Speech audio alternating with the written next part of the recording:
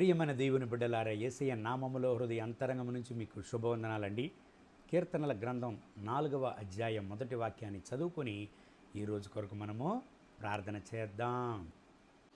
నా నీతికి ఆధారమగు దేవా, నేను మొర్రపెట్టినప్పుడు నాకుత్తరమిమ్ము. ఇరుకులో నా విశాలత కలుగుజేయువాడవు నీవే. నన్ను కరుణించి నా ప్రార్థనను అంగీకరించుము. అవును ప్రియమైన దేవుని బిడ్డలారా, కీర్తనల గ్రంథం 4వ అధ్యాయంలో కీర్తనకారుడు తన కష్టకాలంలో దేవునికి మొర్రపెడుతున్నాడు. అయ్యా, నన్ను విడుదల చేయము. అయ్యా, నా యొక్క ప్రార్థనకు జవాబిమ్ము. నా నీతికి ఆధారమగు దేవా, నా ప్రార్థనకు సదుత్తరాన్ని ఇమ్ము అని ప్రార్థన చేస్తున్నాడు ఆయన. ఇంకొక విషయాన్ని మీరు గమనించినట్లయితే, దేవుడు కష్టకాలంలో దేవుని యొక్క బిడ్డల యొక్క స్వరము వినేది మాత్రము కాదు, ప్రార్థనలకు జవాబిచ్చేది మాత్రము కాదు, ఆయన విశాలతను కలుగుజేయు దేవుడుగా ఉంటున్నాడు.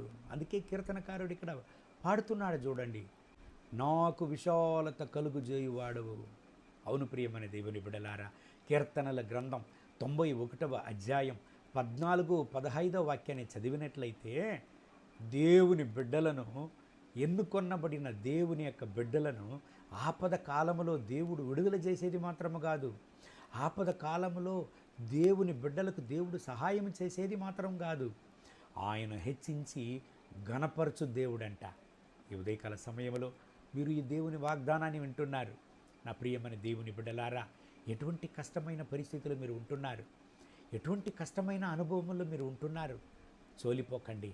కష్టకాలంలో మీ యొక్క కన్నీటిని, మీ కన్నీటి ప్రార్థనను దేవుడు వినేది మాత్రం కాదు, మీ కన్నీటిని తుడిచేది మాత్రం కాదు, మీ యొక్క ఎల్లలను విశాలత చేయును దేవుడు. మీ యొక్క ఎల్లలను విశాలపరచును, మిమ్మల్ని విడుదల చేయును, మిమ్మల్ని ఆశీర్వదించి ఘనపరిచి హెచ్చించును. ఈ దేవుని వాగ్దానం ప్రకారం దేవుడు మిమ్మల్ని ఆశీర్వదించి ఈ రోజంతా నడుపునుగాక. కళ్ళు మూసి ప్రార్థన చేద్దామా?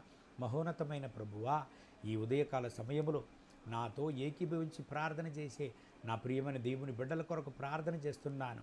వీళ్ళను ఆశీర్వదించండి, వీళ్ళ కష్టమైన పరిస్థితులను మార్చండి నాయనా.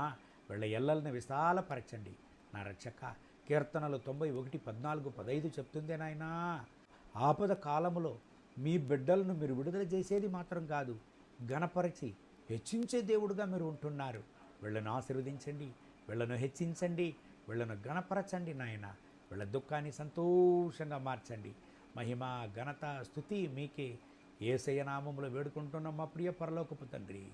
ఆమేన్, ఆమేన్.